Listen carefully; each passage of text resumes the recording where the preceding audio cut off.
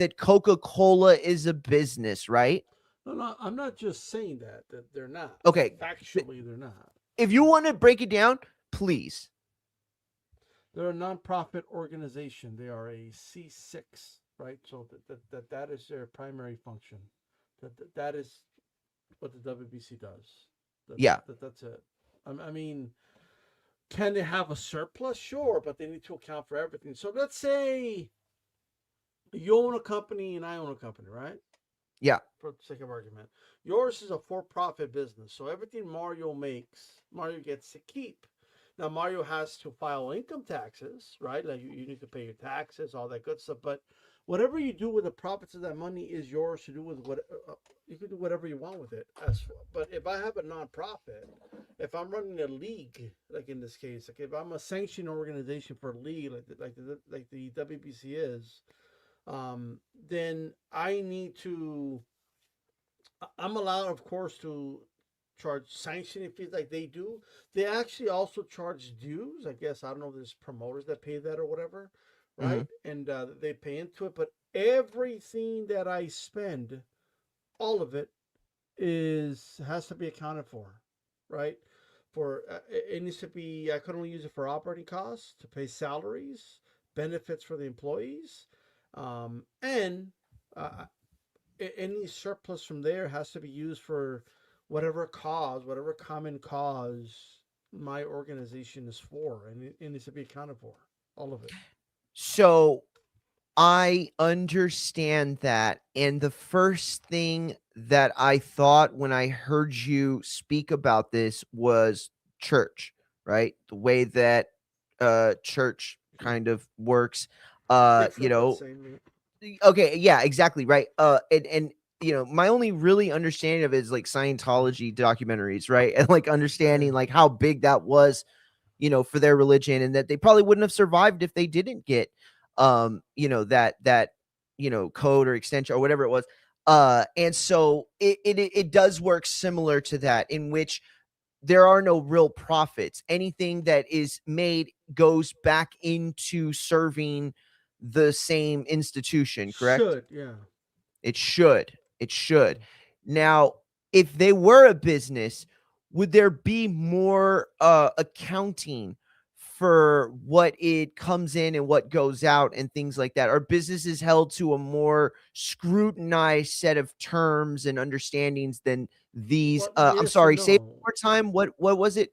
What did you call it Okay, so again? when you're a The nonprofit number? organization, right? Uh huh. It's a C6, but C6. Thank you. um, when you're a nonprofit organization, right? You're tax exempt, right? And you get to keep and enjoy tax exempt status. Now, in order to keep tax exempt status, right, the WBC has basically they have an exempt status that they have, and that has to do with like because of what the type of organization that they are. As I mentioned, operating costs, salaries, all understandable, and then they have a mission statement, right? They have to use all their money has to be allocated towards this, and this is, and I'll read you their mission statement word for word. The World Boxing Council is committed to supporting the development of amateur boxing programs and providing high level services to amateur boxers. The WBC, hold on, give me a second. This is the wrong one, right? I apologize for that. No, no, no, no big deal at all. Okay, I found it.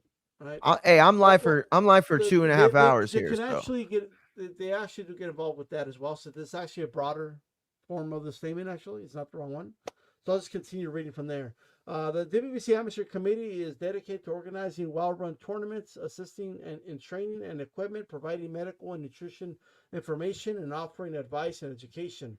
The organization aims to present the highest level of sports entertainment and support amateur boxers. So this is from their amateur program, by the way.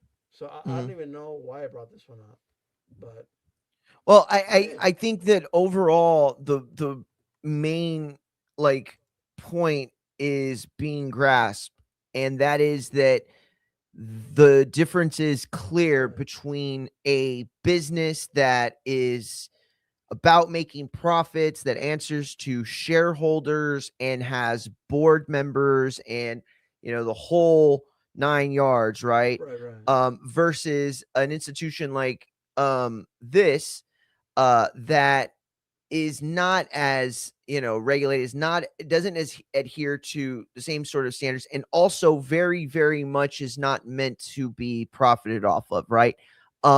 So There I were finally got it, by the way. So Go I ahead. apologize for that. So this No, no, is no. this is No this problem. is their mission statement. The World Boxing Council. This is directly. This is what they put in their taxes and everything. Okay, to protect boxers' safety and health inside and outside of the boxing ring while promoting the sport to its highest standard. The WBC also focuses on creating and enforcing rules applicable to boxers, promoters, and their representatives, and conducts educational and charitable activities for the benefit of active and retired fighters. Additionally, the WBC aims to aid retired boxers in need of providing financial assistance and support. So that is their mission statement. So basically, in not so many words, they need to basically show inner taxes and all their spending. This is what we're spending it on, because that's the reason they're tax exempt. Got you, got you, got you. So let me ask you this. Nick Khan, Sure. who is the president of WWE, TKO, who owns Sure. UFC and works hand in hand with Ryder Season in Turkey and the ring. Right. He recently did the Pat McAfee podcast, and in that interview, he made some pretty damning statements, statements that were meant to be, received as negative on Mauricio Suleiman. And while I don't Mm. believe he ever mentioned him by name specifically, he Okay. did clearly refer to him as, the WC guy. Um, Yeah. in that interview, he mentioned WBC president Mauricio Suleiman expecting certain accoutrements, expecting a certain accommodations, more than Yeah. would Yeah. expected. So they were willing to do a hotel, but he wanted to stay in a nicer hotel. And again, this is all accusations that have been made by Mm. one side.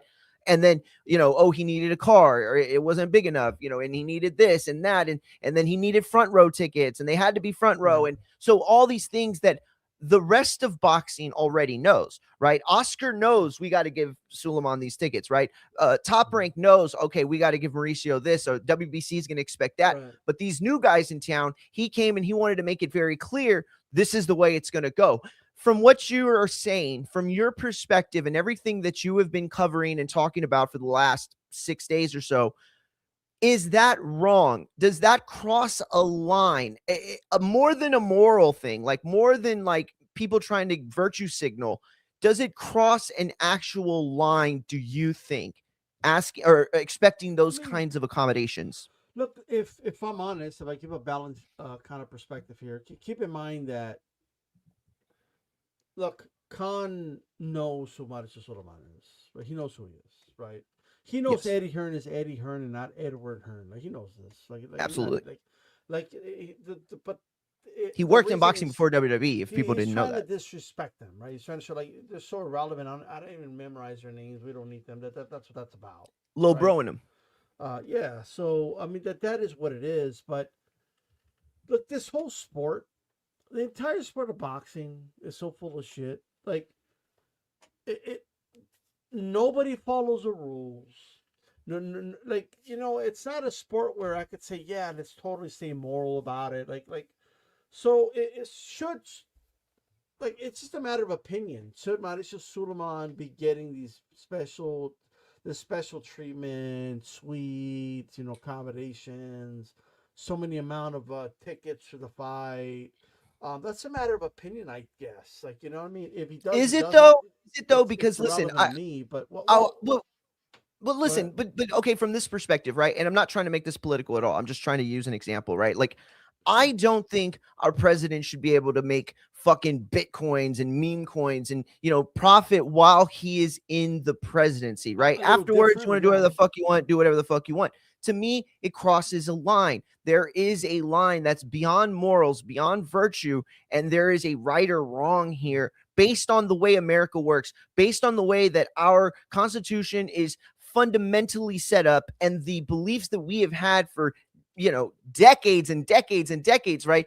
absolutely ruptured by the idea of a sitting president profiting off of that office. So then I ask you now, in that perspective, is Mauricio Suleiman not profiting off of his place in a nonprofit by asking for accommodations beyond whatever is, being given to him? I guess what I'm saying is, who's to say where a president of a sanctioned body gets to stay in Las Vegas during the weekend of a Canelo Crawford fight, right? Like, I don't know who's the arbiter of that. Like, I have no idea. Is what I'm trying to say. Fair point. Right? It's a fair point.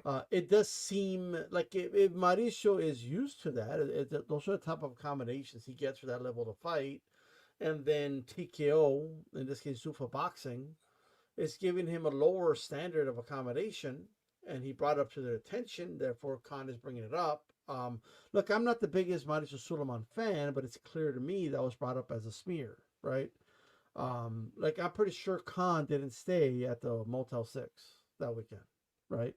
No. I'm sure neither did, members of TKO, but I think where Mauricio Suleiman stays on fight week is, I think there's a bigger conversation to have, right?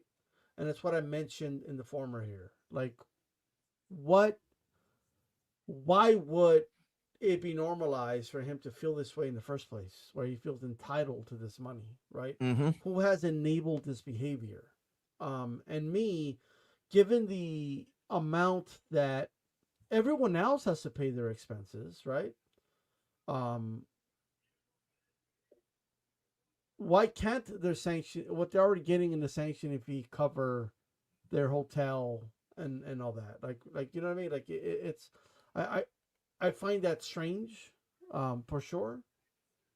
But I don't know. I don't know if that's out of the normal or not. But Yeah.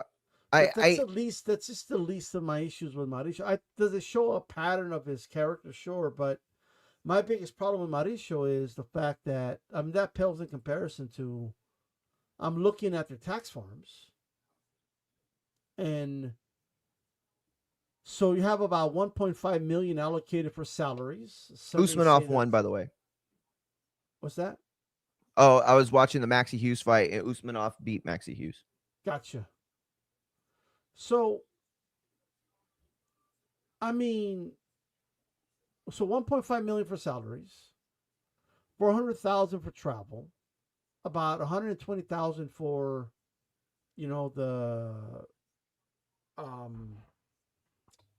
for like their meetings and stuff like that. But all that's cool. But then I look at the other, and it's at 2.2 million.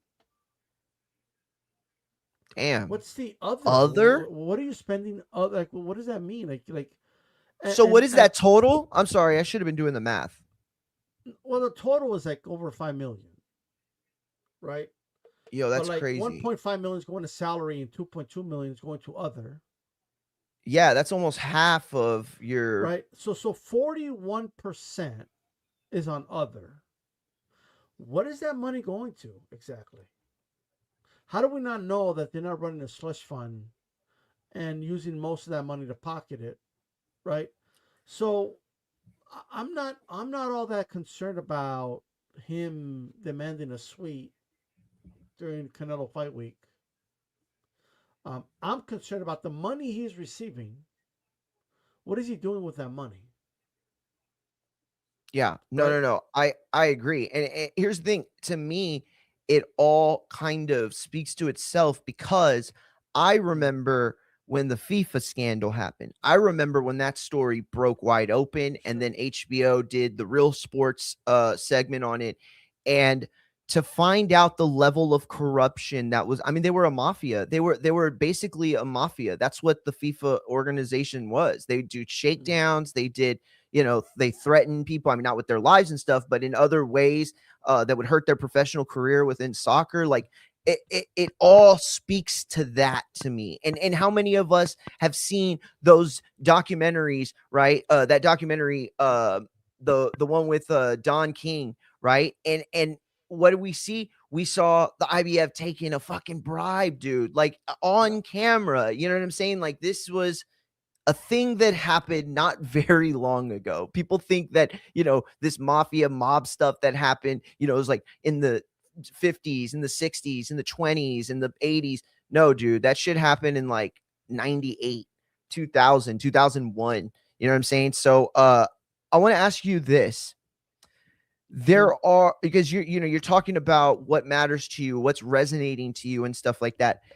HLD isn't the only one. There are a lot of people that seem to be very, very defensive of the WBC, their place in the sport, and ultimately, I think their future. And so, what I think a lot of people are seeing is sides are dividing. Are we going to become this UFC version of boxing? Is boxing going to become this UFC version? Get rid of the Ali Act and, Ryder season and Turkey in the ring and TKO, they all win, right? And WBC and everybody else gets pushed out. That's the fear. I think for a lot of them. Do you think that's a rational fear? Do you fear that? Is there any part about you that wouldn't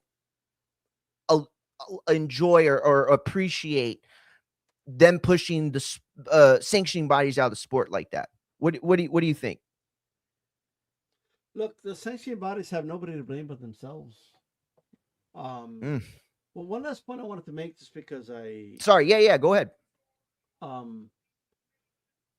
When I was looking into and by the way, just for the record, this isn't me doxing them or me like all this is public information. This is all public record. Yeah, this is all public record. Info. They're a nonprofit. Yeah. They're tax exempt. We're able to see all this stuff. All right. I thought, well, look, maybe this is normal with nonprofits, right? I don't like the look of it, but maybe that's the way they all operate. Fair. So out of curiosity, I looked into there's like this rugby league, right? That's also runs as a C6.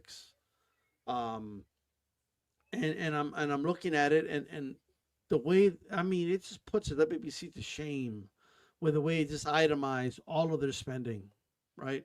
It's just beautifully itemized. You see all the spending at the very end. They had I think it was like 15,000. Damn. In other, right? The 15,000 was on the other. That's it. Out of 11 million that they received, right? So I'm looking at this, and more than double what the WBC received, and they have this low amount. And then I thought, well, maybe. Because I'm a critical thinker. Sure. I'm like, okay, well, maybe this is the way.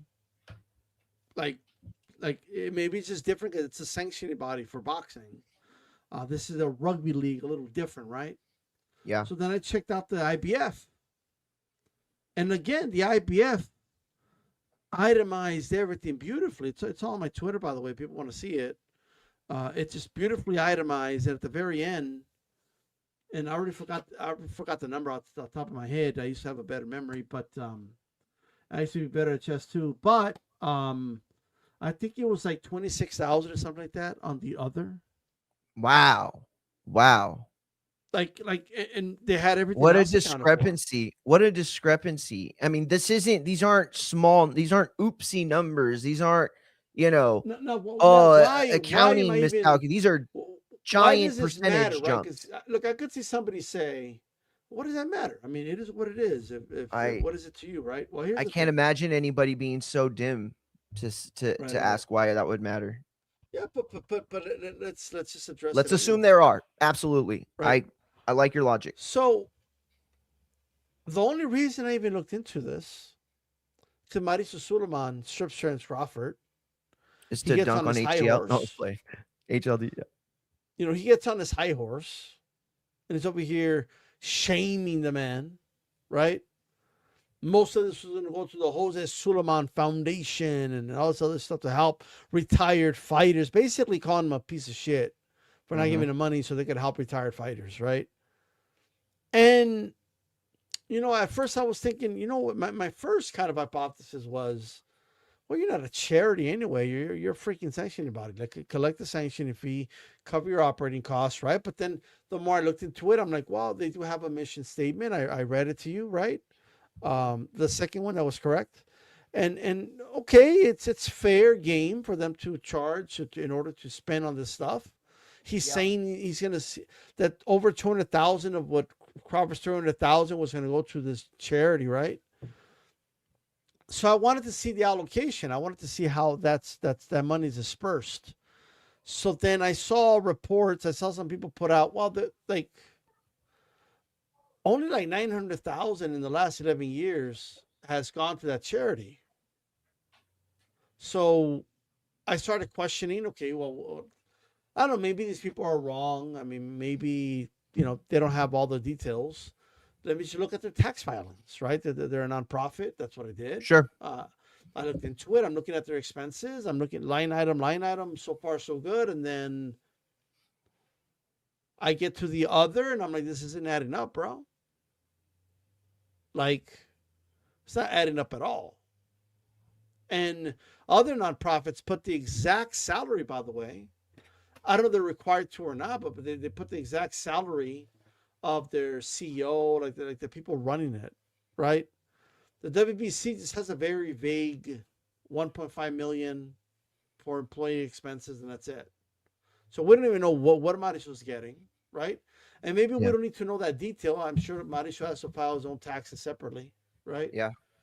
But what I'm looking at is that plus the 2.2 million, and we're looking at half of what they take, really not being accounted for. Like, we don't know what that money goes to. So if you're going to be making claims that you had to strip Crawford because you really need this money to give it to your foundation, but I can't really see any evidence that you're putting most of the money to the foundation, then I have to naturally question, what's going on here, right?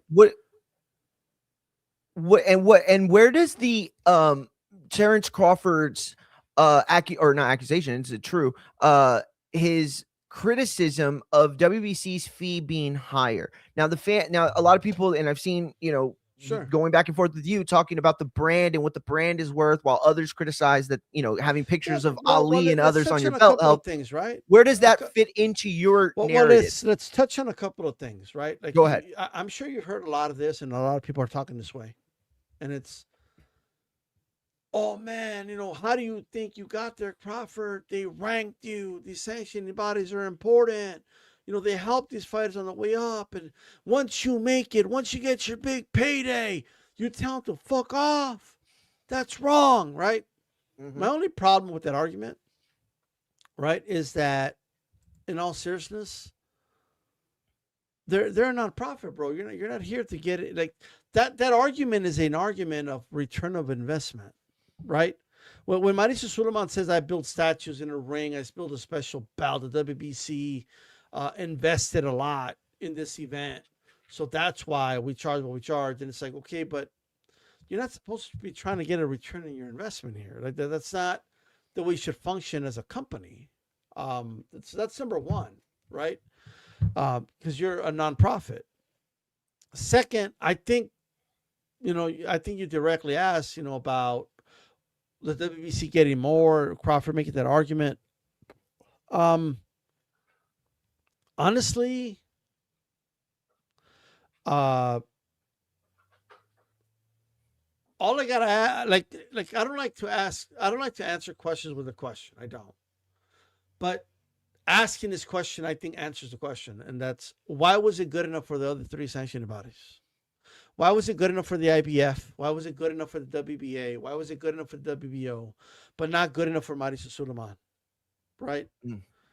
And this is where the sweet thing comes in, right? Like, it's not that I care about the sweet, but it could kind of tell you the character of Mauricio and his entitlement, right? I think he believes that WBC is more valuable than the other three sanctioning bodies. You know what I mean? Yeah. So like that's just the way it is, bro. A fighter has a right, and I'll always be supportive of a fighter negotiating their worth and negotiating their sanctioning fees. Their own bylaws, their own rules say you can negotiate them, right? And if it was good enough for the other three, why wasn't it good enough for the WBC? Why wasn't it good enough? Yeah, I think that's a big part of the question. If you want, like, this is where my opinion comes in. I think greed The greed of Mauricio Suleiman is the only reason we're having this conversation. I think that's a very apropos statement. I don't think you're wrong. I think that, in fact, you're probably more right than that. I don't think it's just Mauricio Suleiman, and obviously you know that. In Have his you ever but he donated to very specific place in this. Have you ever donated to a charity? I have, yes. Okay, like I donated to the Wounded Warriors Project. Okay? Awesome, man. Very, very So great cause. yeah, so like they always have like if you go to their website, like it'll have like like do you want to pay one time or monthly? And then it has like recommended amounts, right? And then they'll have like, hey, if you give this amount, we'll give you like a Wounded Project beanie or a Wounded Warriors Project blanket, Yeah. or like they'll offer you something for it, right? And they have these amount. Then they have another line in the bottom, and it says, any amount is welcome. Like if you can't pay these recommended amounts, it's okay. Like we'll take anything. We're appreciative of anything, basically, right? And then of course, you want to pay monthly. Do you want to pay one time? Right now, I'm talking specifically about the charity part here, right? According to Mauricio Suleiman, that this is from his words, not my words. It was 300,000, and I may have the number wrong, but I think he said 225,000 of that was going to go to the Jose Suleiman Fund to help fighters in need, right? Yep. So you're telling me that roughly 80, like, what would that be? 75,000 was for operating costs, your salary, all that got covered, right? And the rest was going to go to charity. But the amount that Crawford was willing to give you, I just want people to think about it. But the amount that Crawford was going to give you wasn't good enough. Yo, that is a very good point. I didn't even think of it that way. Most of it's going to go to the charity to help fighters in need.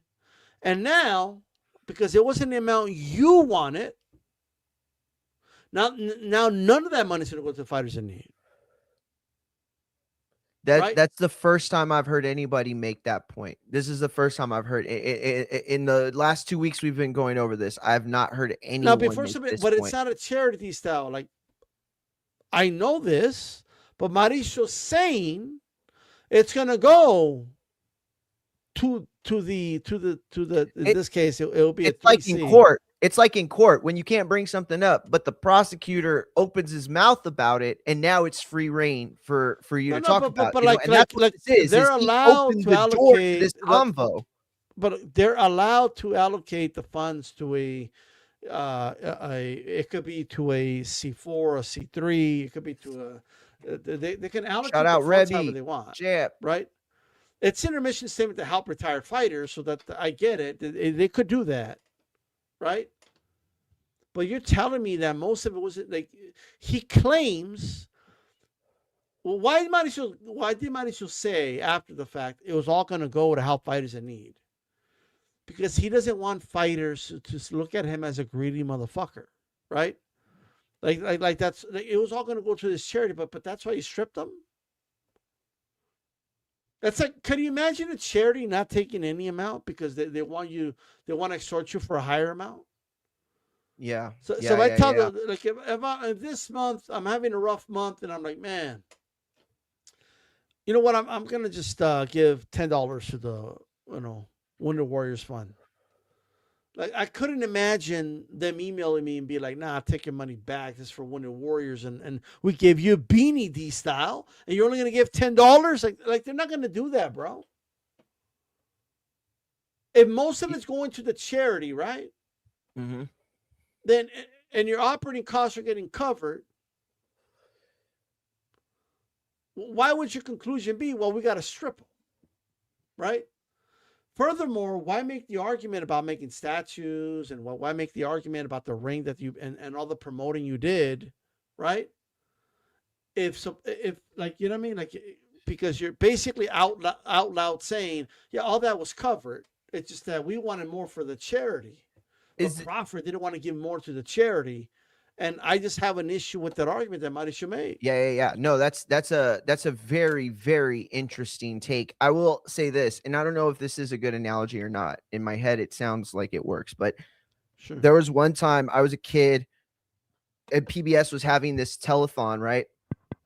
And I was like, Mom, Dad, we got to donate. We need to help whatever cause it was. And so they end up donating, I think it was like $25. And that was enough to get like this PBS like thing. It was like a little booklet or whatever, right? And I wanted them to donate 50 because you got like this blanket and it was like really cool. It had like baseball, like, different sports figures on it. Look at And they were like, comment. no, it was like, no, I'm not going to do it. And they sent me the blanket on accident. And we called them, we told them everything. And they were like, oh yeah, just keep it. And I know that's not the exact same thing, but it's like a situation where none of that shit's really worth what it's not worth $50. You know what I mean? Like that, they wouldn't make any money if it was worth it. It's pennies on the dollars to make most of these things that they're giving away at these tiers. You know what I'm saying? And so it's a situation where they need the money, and that's real need. That's real, desperation. Whose was it? You said? Yeah, there you go. Virtual. So the WBC is a tax exempt money laundering scheme. Like, bro, I'm sorry. I wasn't going to say it. He said it. I wasn't going to say it since he said I have every reason to believe that they're running a slush fund, bro. Like, I have every reason to believe that. Like, it's just what it is. Yikes. Right? Yikes. And Allegedly, D. And I'll allegedly. take it further, right? Oh, God. No. Look, here's the thing. Like, here's the thing. What people need to understand about WBC, okay? Okay. I'm tired of people talking about them like they're above it, like they're above criticism. We can't say anything. We can't question anything, right? No. I'm a taxpayer, right? Terrence Crawford's a taxpayer. You're a taxpayer, right? Like, and why is that relevant? Well, that's relevant because these motherfuckers are tax exempt. So they don't have a right to privacy. They don't have a right to like, hey, don't look into our stuff. Don't ask us questions about what we're spending money on. No.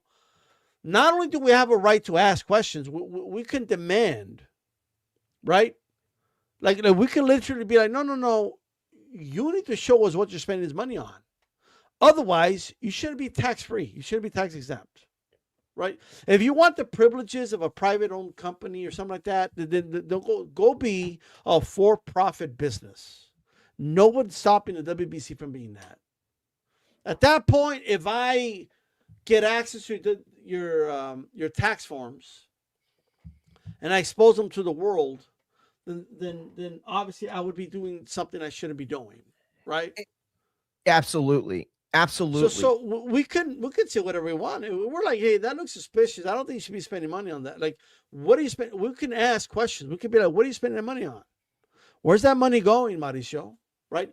You claim like 80% of Crawford's sanction fees are going to go to a charity, right?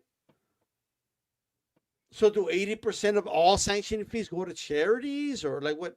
Like, how does that work exactly? And can we see the transfer? Can we see where it's allocated? So we have a right to ask that. No, absolutely. But I do want to interject this into it, okay? And you can connect the narratives if you want, or if it's a separate thing that you see, a separate point, fine. But what we saw was essentially this whole Terrence Crawford, WBC, Mauricio Sulaiman beef breakout. And then days leading or later, in the following days, we would see the WBC sanction a fight scheduled for the weight class below. But because one of those fighters missed weight, the WBC decided to sanction an interim title at a new weight class with 100%. Less than 24 hours before the fight. D, I find this problematic. What do you think of this? Is this tied to the greater narrative and scheme of things? It goes back to their own mission statement, where they, in their own words, they say, right, I wonder if I could just copy paste it on the comments or something, but where they just literally just say, and it says in their mission statement, promoting the sport of boxing to its highest standards. The WBC focuses on creating and enforcing rules applicable to boxing promoters and their representatives, and conducts educational and charitable activities. Right? You could share it on the screen if you can. Like, if that's what you were asking, I didn't know. No, we're cool, but it's. I think I posted it there, but Nice. I guess it's in different comments, but it is. No, it works. It'll work. But that is your own mission statement. Like, how in the world is this pushing the highest standard by doing what you just described? How is enforcing like? I find it funny how they don't include enforcing rules for themselves. You notice how they don't put that in the mission statement? Because they don't follow their own rules, bro. Ever. And that's the frustrating part for me with this band of people that seem they fuck so over protective fighters. of the WBC. They fuck over fighters all the time. They don't enforce their mandatories when they're supposed to, when it's convenient. All right, they don't. They'll give a guy like Ryan Garcia, a title shot, even though he's another great point. Another great point. A fighter doesn't make weight, and they let him fight in a weight class above that for an interim title. Like this is like just dumb, bro. So I have no sympathy for them. That a fighter was like, you think I'm gonna give Crawford a hard time for negotiating down a sanctioning fee that other 3 sanctioning bodies accepted when the fighter's not tax exempt? The fighter needs to pay 40% of Uncle Sam, and the fighter needs to give money to his trainers, his team, the other 3 sanctioning bodies. It don't break out. It don't cut a long way. That's what people don't understand, is it doesn't go a long way. When we started covering this sport, dude, in 2013, 14, I had no idea the real expenses that a fighter occurs. And that's the other part about it, is like they always talk about, oh well, they'll give them money when they get to a certain level for nutritionists or coaches or whatever. And it's like, yeah, but this is a guy whose only job is to train, right? So like the expenses of living, taking care of your children, school supplies, food, like all the daily living shit is factored into his professional job. So this money, again, that's already split and divided up at least 5 ways, for most fighters, is, I mean, not equally, obviously, but there's a split that's automatically coming out of your check the moment it's received. And so that is all on top of what the cost of living is and the demands of it. Yeah. And by the way, flashiness is also a part of the lifestyle and branding, right? How many people would watch Devin Haney the way they do if he wasn't, when people make the argument, oh, he's being greedy, he's being this, he's being that. Look, even if I don't personally think he's being greedy, but even if you feel he's being greedy, right? The reality is he's in a position to be greedy. The WBC's not. Okay? If the WBC wants to be greedy, right? If they want to be like that, then don't go be a for-profit business then, right? If you want to be greedy, go be greedy. Go like all the arguments people are making. If you want to do business with them and hold their belt, and those sound like for-profit business arguments to me. They don't sound like a tax-exempt non-profit business to me. Like that's not what it is. You know what I mean? Yeah. Yeah, absolutely. Like, I know. I think you still go on there from time to time, but I saw this clip from the Boxing Boys, where one of the hosts there was comparing holding the WBC belt to the Rockefeller chain that Jay-Z used to give boxers, apparently. Jesus, right? That's the worst analogy. So I heard that, and I'm just thinking to myself, right? Not even close. When you hold that chain, that means you were the dude. Look, I don't know about you. I don't think Nas ever held that chain. Like, you know what I mean? Like, I don't think Ether required him holding a Rockefeller chain. Like, you know what I mean? Nope. If anything, the song said "fuck Jay-Z," right? So, like, it is what it is. I don't think Eminem ever needed the Rockefeller chain. I don't think Dr. Dre needed the Rockefeller chain. I don't think NWA. Like, I don't even know a lot about hip hop, but I'm just guessing, right? No. But even so, Rockefeller Records is not a for-profit business, though, right? Like it's not. Like at the end of the day, that's not what it is.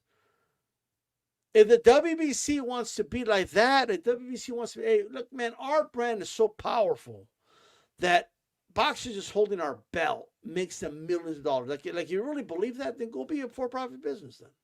Bro, I you're so right about this though. You're so right about this, but the frustrating part is that and I'm not even picking on you. All right. I think it's DSC Sanchez.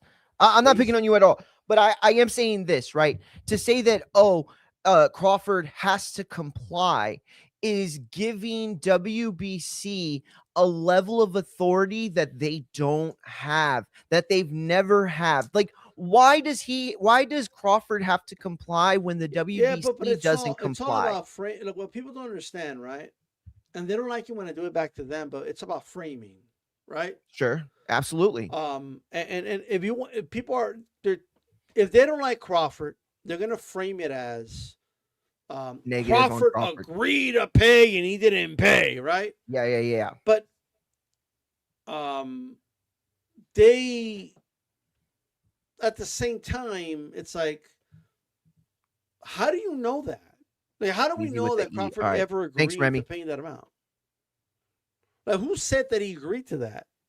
Like, it's a he said, she said at this point. Crawford said he didn't agree to that, right? And I find it odd. I find it very odd, right, that they're trying to collect for previous sanctioning fees, according to Suleiman, right? And even Crawford said they're trying to get $100,000 back from me, right? So I don't know if you know this. They wanted to charge Crawford a sanctioning fee for the Madrimov fight, right? Even though the WBC title was not on the line. And the reason Mauricio said he charged a sanctioning fee is because he created a Riyadh season belt, number one, right?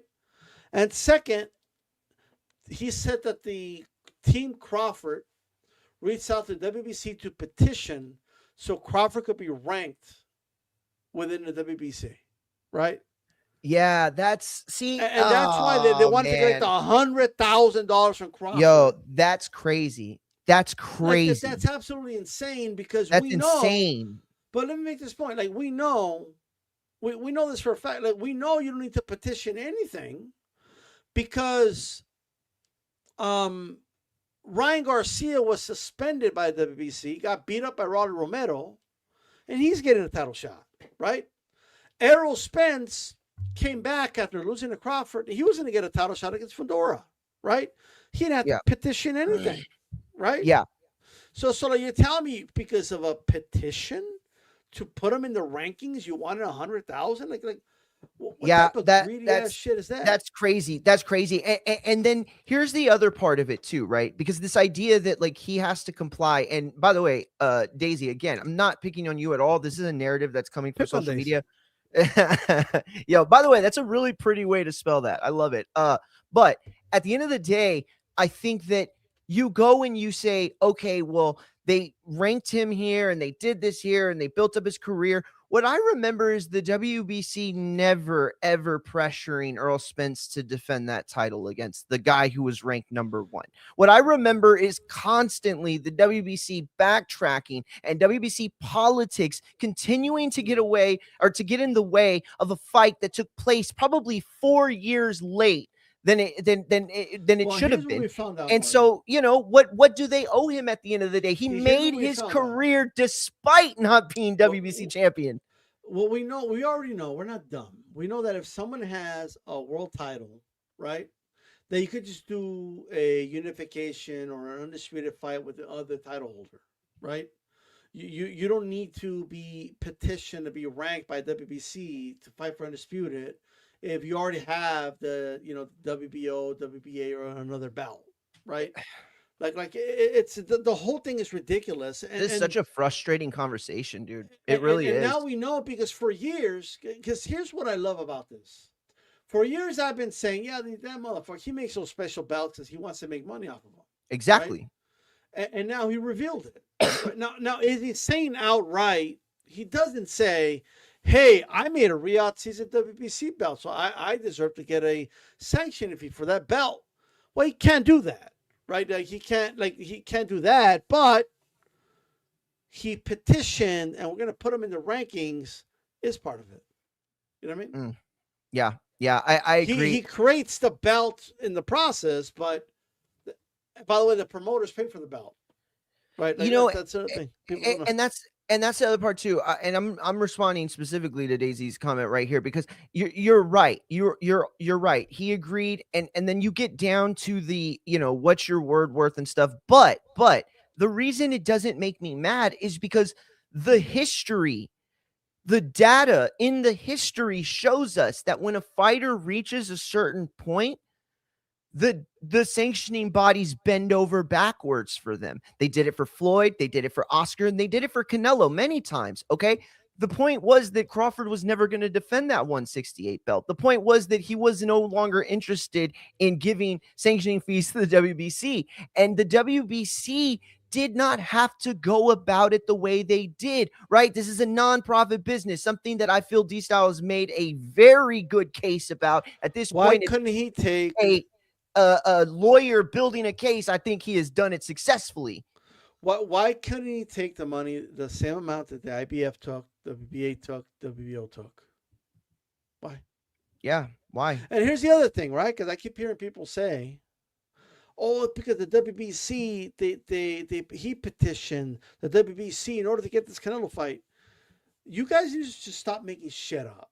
You know damn well the WBC, we didn't need the WBC's authorization to get that fight. Not at all. Not even a little bit. Like first of all, we needed Turkey's money. That's first of all, like Canelo could have fought him. Period. Like if it was a voluntary defense, he could have done it. Right. That's number one. Second, it was a WBO super champion status that got him that title shot. Right. This whole the WBC could have not sanctioned if they wanted. They wouldn't have gotten any of Canelo's money. They wouldn't have gotten any of the money. They wanted to be associated with it. So might as well go fuck himself, bro. He's full of shit. Sorry. That Canelo Crawford wasn't what it was. And if he got played, I keep hearing people making the argument that he played Mauricio. You know what? If he did play him, good. Right?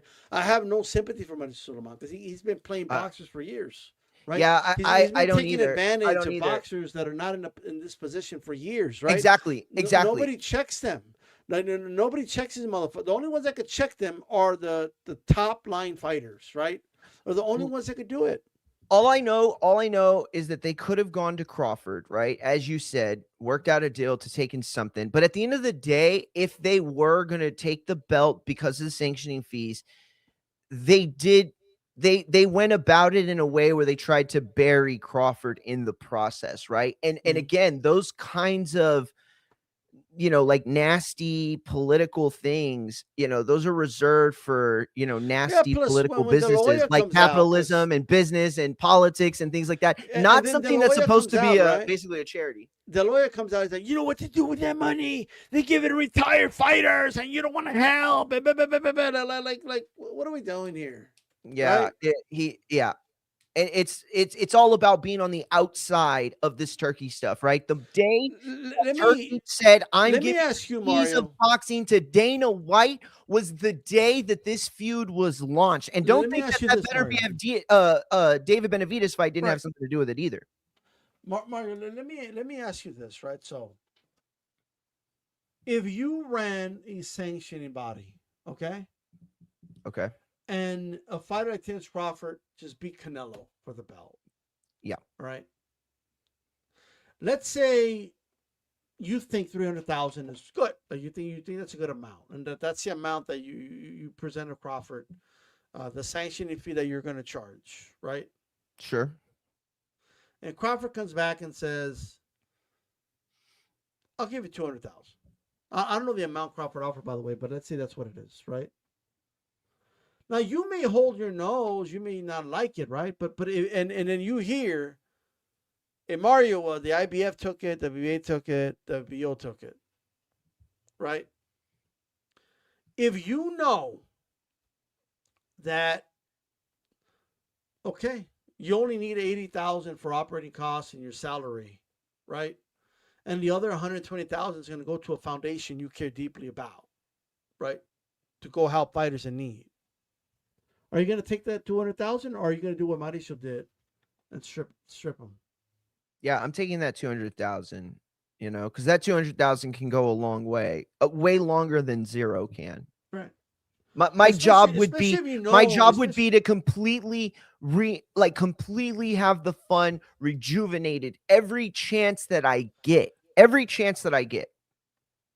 yeah. So all these arguments that people are making, oh, because WBC, they like acting like the WBC is the reason, by the way, that Crawford made 50 million, right? Yeah, that's crazy, dude. And Crazy. that's just objectively not true. And, Turki Al Sheikh and the Saudis forked up the money. We all know that. And yeah, there's criticism that come with that, like, hey, is that blood money? Is that oil money? Like, what's going on? We've already had those discussions, right? But the WBC has nothing to do with the amount of money being spent, right? And nothing. here he is, gets a front row seat, gets a suite, right? Gets his brand plastered all over the biggest event of the year, right? Here he is, Mauricio Suleiman in his glory, right? And to me, it's like, bro. And I said this before the fight: just sit down and collect your sanction fee, bro. Like, sit down, shut the fuck up, and collect your sanction fee. That's it. That's all we need you to do, right? But I believe, and this goes back to the framing, that he's being greedy, bro. Like, his greed led to this, right? Like, point blank, period. I And I, I also don't want to ignore the highly likely possibility that the WBC knew it would be a really bad look to have Canelo Crawford, the fight of the decade, sure, and not be associated with it. Have everybody? It's like, because what do these but belts who mean? Are they benefits meant to more from represent it? the best fighter out there? Or are they meant to represent the best fighter Right, willing to pay their fees at that moment? And again, I'm not saying that fighters shouldn't pay their fees if they agree right, to them and right. things like that. I'm saying that the structure of it is broken. It doesn't work, and the WBC seems more um what's the word, like when they're like just as at fault, Mm-hmm. comparable, no, not I forget, but whatever. And so they don't have anywhere to go with this argument to make themselves seem like they're the ones virtue Right. signaling. You know what I'm saying? Like, it just Yeah, doesn't work that way. they're just not in a position to be acting the way they're acting. That's just point blank, right? Ooh, what a But great point from Remy. So many people, and the only person he left off that list that I think is very important, Floyd Mayweather Jr.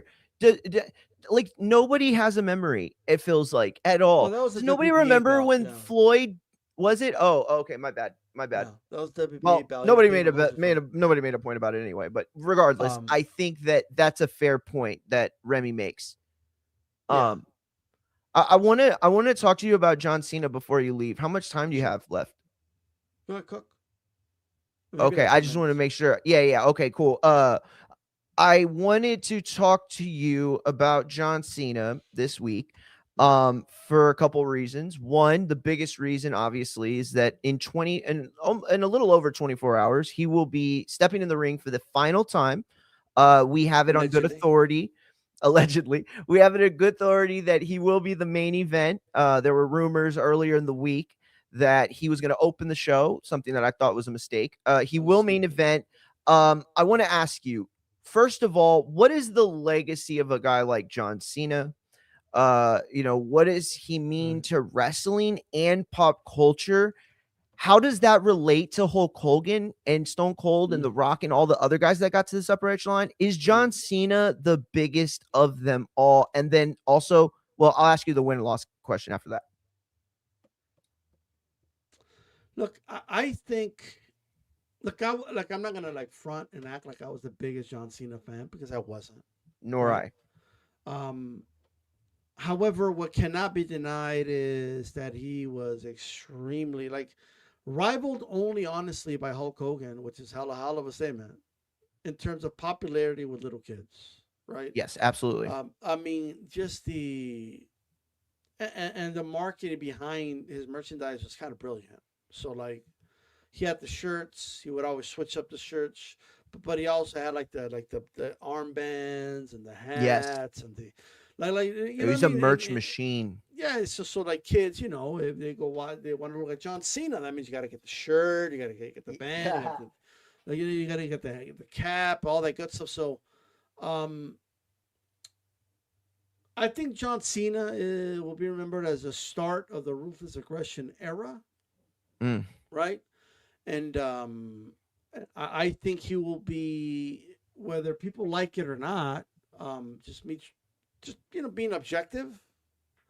Even though I'm not his biggest fan, he will belong, whether people like it or not, in the Mount Rushmore of the face of wrestling. Like it's I going to be there. agree. I think that argument settled. The argument I Yeah. want to have is he the best? Is he greater than Hulk Hogan? No, Does he surpass him?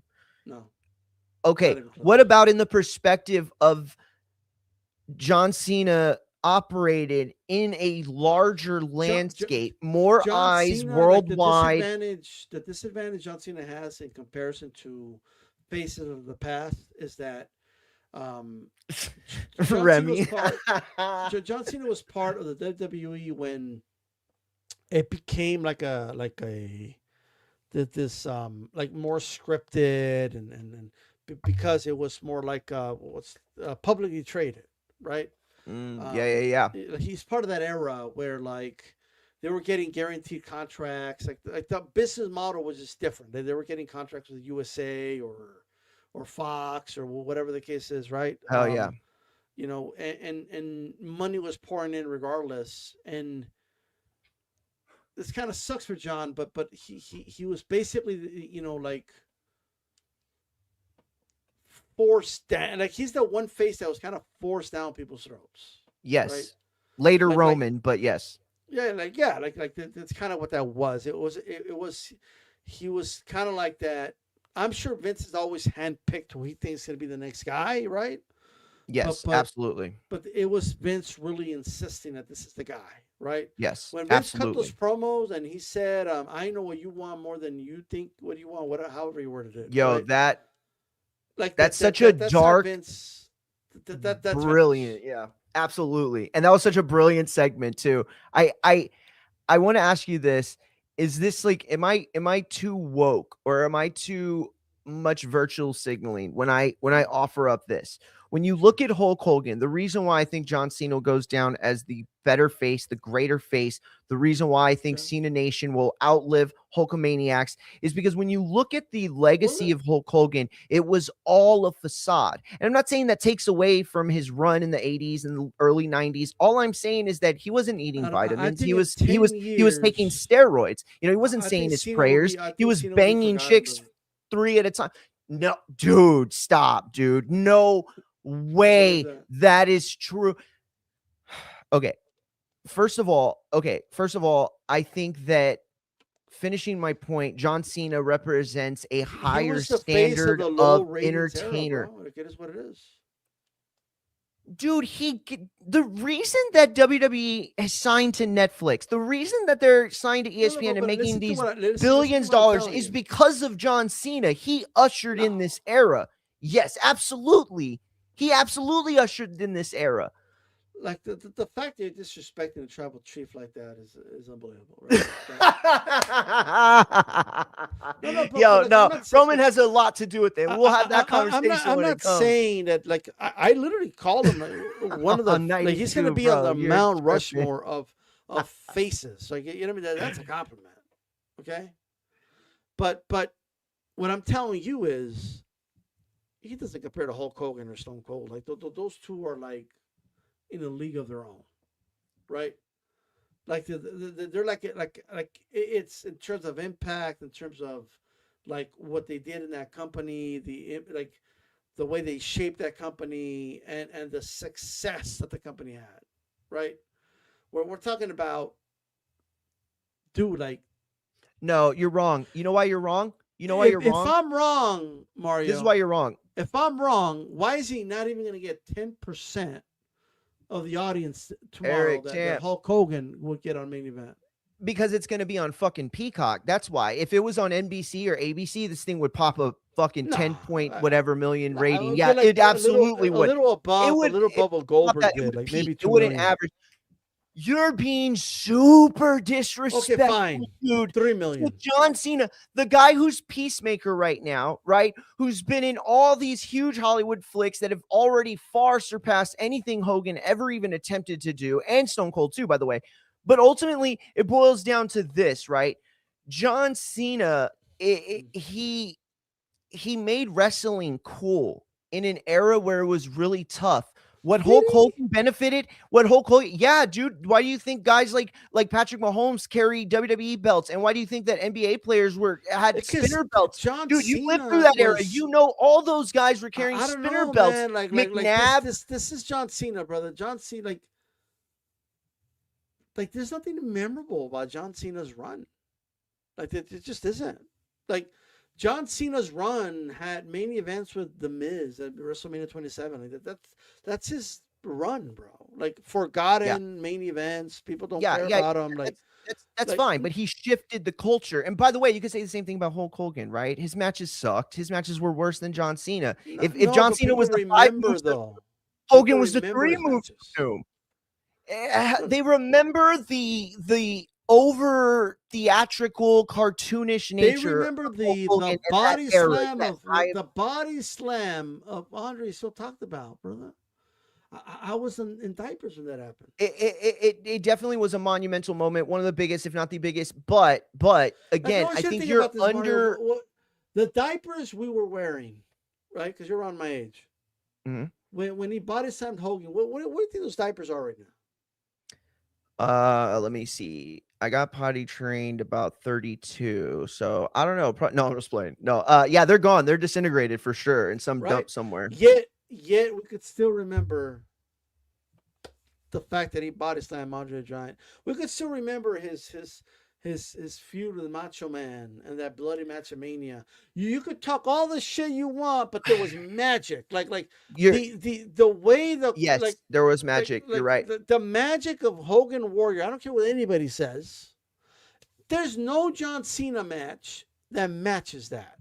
None. Okay, but stop. See, because what you're doing is you're forgetting that John Cena. Even what you Hogan remember are the reps. You remember the promos.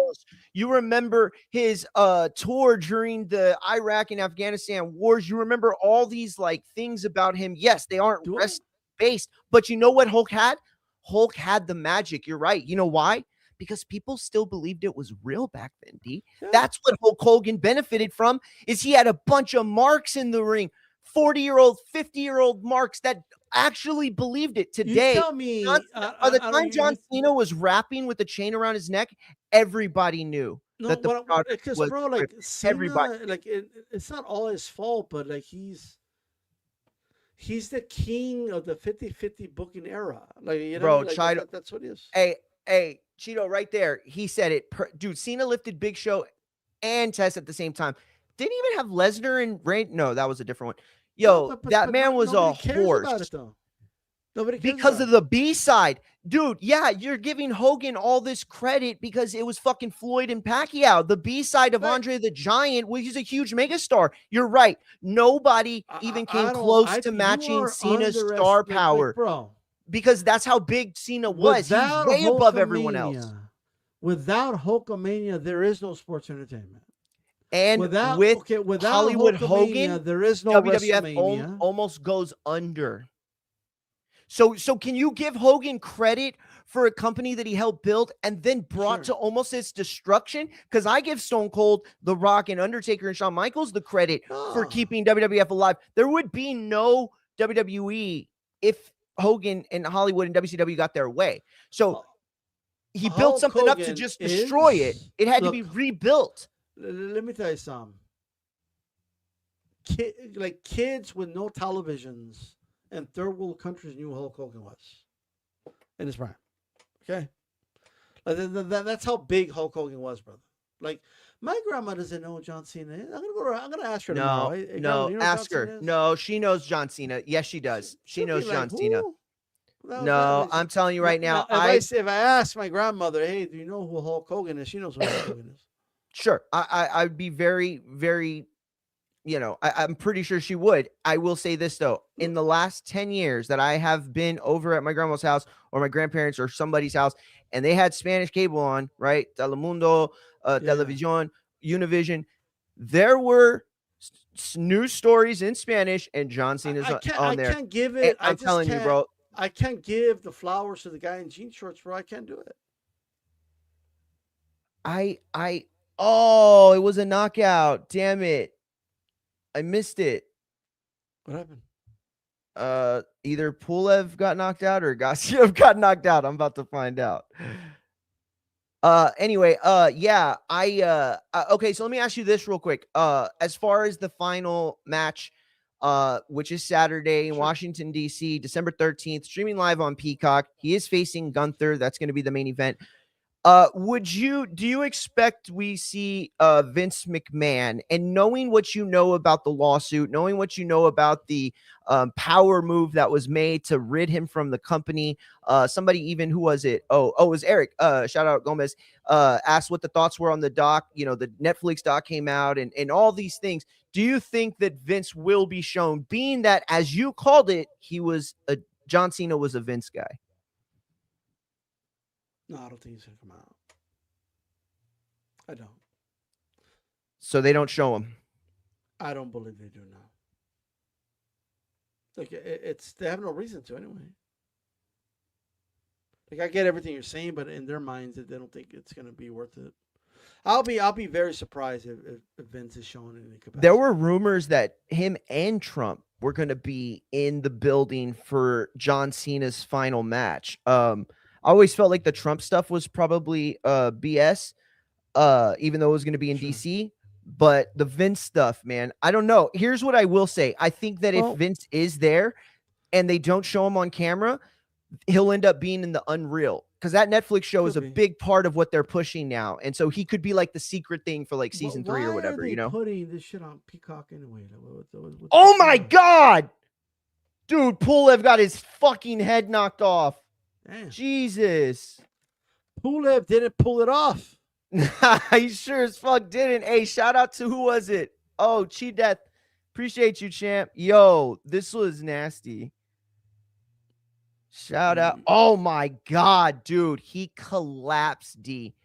Pulev collapsed. His legs just went out of his body. Yo, he was done on impact. So here, final question. I want to ask you about this. Okay, actually, two. Are you going to watch? And I think it was Remy who made the joke earlier that everybody's saying online that they're going to be watching Cena's last match and not the Gabriel Flores card. But are you going to be watching? And if it was up to you, being that John Cena's already lost to Cody Rhodes and he lost to Dominic Mysterio at his final PLE at Survivor Series San Diego, would you have John Cena get over in his final match? Or do you believe that the tradition of the guy leaving, putting over the guy staying, should remain?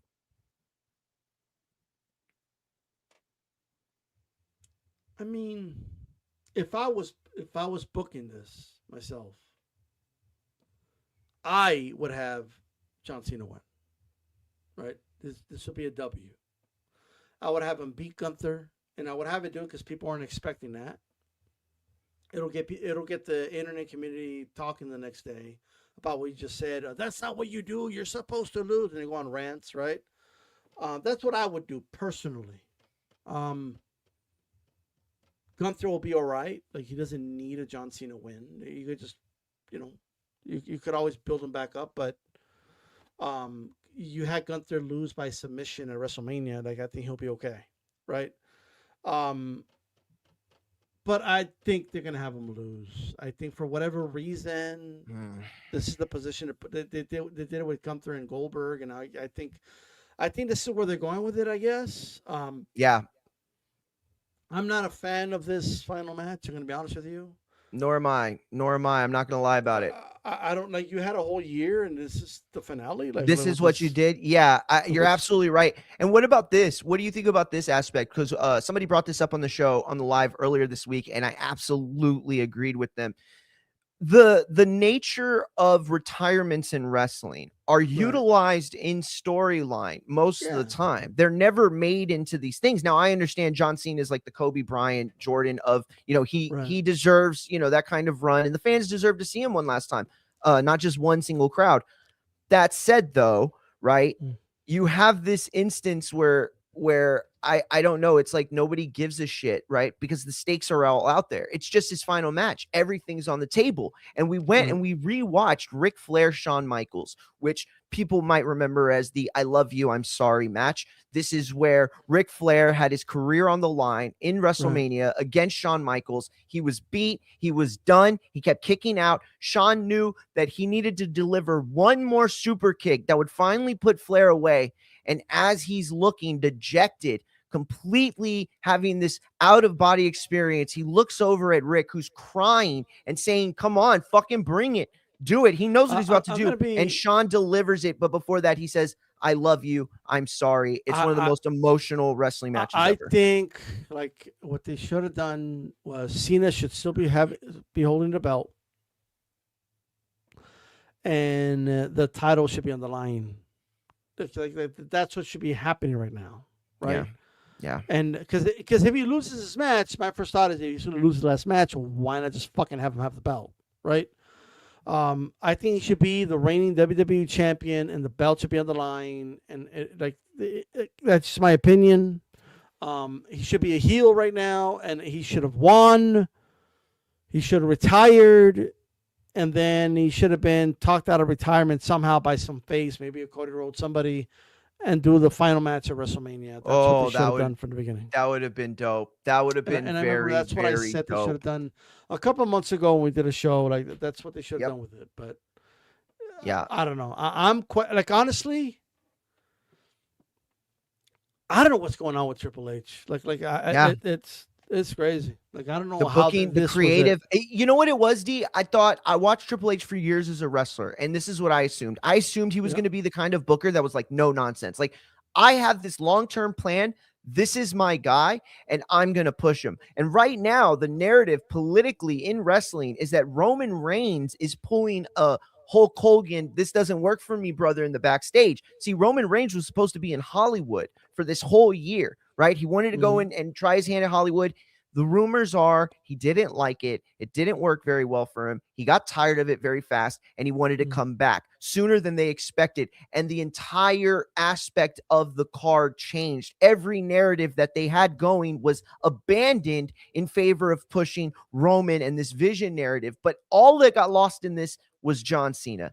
Everything about it got lost in it. This year should have been one of the most special runs in the history of wrestling. And honestly, I think that when we look back, people are just going to want to not remember it. Nobody's going to remember that he turned heel and that creative botched it for months. Hey, remember when I said everyone's going to forget about John Cena? You said, oh, no, they're not. They're never going to forget about John Cena. That's what you said. Like, I think John Cena will be remembered as a guy who was a top face of the company, for a long period of time. He gets that credit. He gets that face of the company, Mount Rushmore. Like, people don't even understand how long Cena was on top. Like, it's crazy. Yeah. Some guys, when you really look at it, Bret Hart was not on top that long. No. Like, a lot of guys were not on top that long.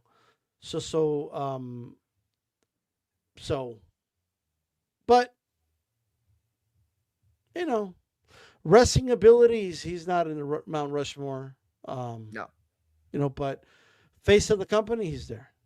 Yeah, I agree. Hey, man, we appreciate you tapping in with us, D, for real. I'm gonna head out too, so All right, man. yeah, I'll end the streams and everything. Shout out to Pulev. Hell yeah, and everybody, pull yourself up.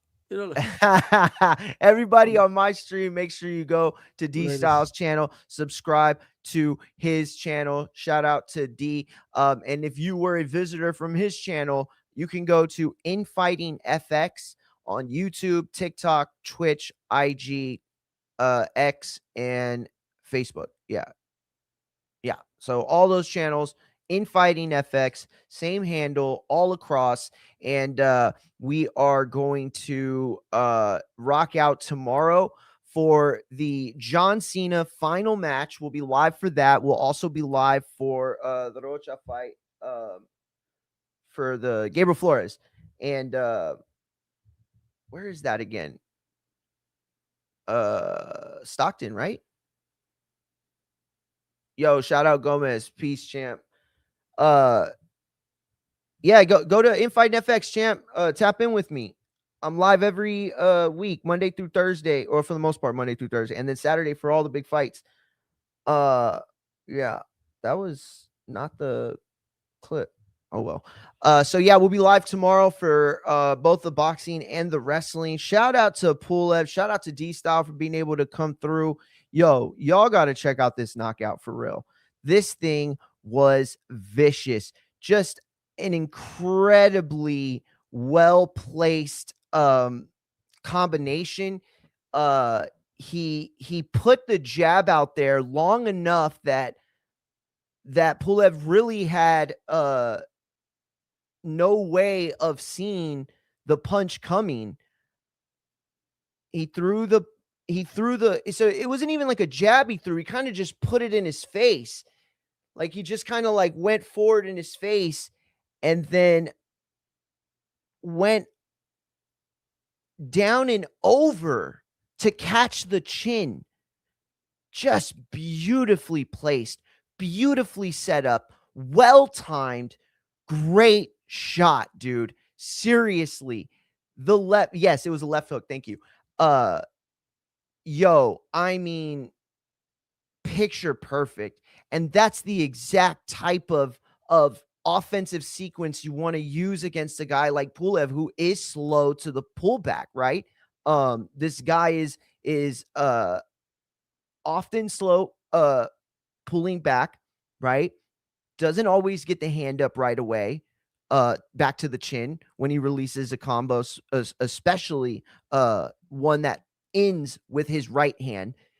And I think Gassiev just saw this space that he needed to be in, and he exploited the distance. Absolutely exploited the distance. Somebody said they called this fight too. Who was it? El Cuerpo. Is that it? Al Cuerpo. He said that he called the 6-round knockout too. So nice on that, champ. Nice on that. He wants that Caballero fight, which I think would be a banger of a fight for real, for real. Man, Pulev, dude, he's having a hard time getting up. Well, I'm watching the replay, but he's having a hard time. Oh man. And then he just dropped, like stood up. Oh man, dude, he is like Undertaker if Undertaker's batteries gave out midway through it was like couldn't quite get to the sit up. You know what I mean? And then he just drops. So the fight's over, right? He's on his knees. And I think for the first time, he's realizing he loses. He's looking at his cornermen who are all in the ring now, and he just slumps. Just like he's like just drops again. He was really hurt. Really hurt. I mean, obviously, I hope he's doing okay, but man, you got to give a lot of credit to Gassiev, because not only did he land the picture perfect lead hook, but he did it in a way where, this isn't like a pitcher who gave up a home run. This was a power hitter who went and found the ball. And geez, oh man.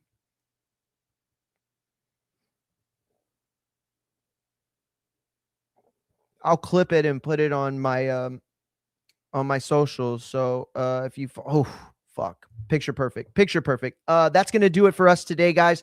We will be live tomorrow. John Cena's final match, Gabriel Flores, all of the action going down. Remember to follow Infighting FX on all channels. Shout out to D Style. Shout out to Ness, by the way, for coming through this week. Shout out to Abe Gonzalez. Shout out to who else was it? Mike was no, who else was it? There's a bunch of people. Oh, Machine Gun Matt, shout out to him, Supermex too. And go to fightsatw.com. Check out all of my work that I do for the website, as well as what I believe is one of the top pound for pound best combat sports journalist staff in boxing for sure. But you can go there for your betting advice too. Fightsatw.com. Tap in with them, tap in with me. Shout out to Eric Gomez. Appreciate everybody from D Style Show. I really appreciate it if you go to Infight and FX, tap in. The channel is new. If you've subscribed to me in the past, that channel got burned. We got sent to the Shadow Realm. So new YouTube, new X, new basically everything except for Facebook. TikTok's new, Twitch is new, everything new.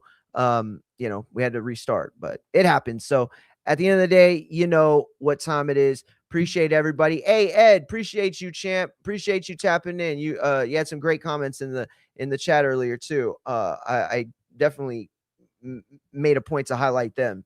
But yeah, shout out to everybody else, and we will be back tomorrow. Until then, peace.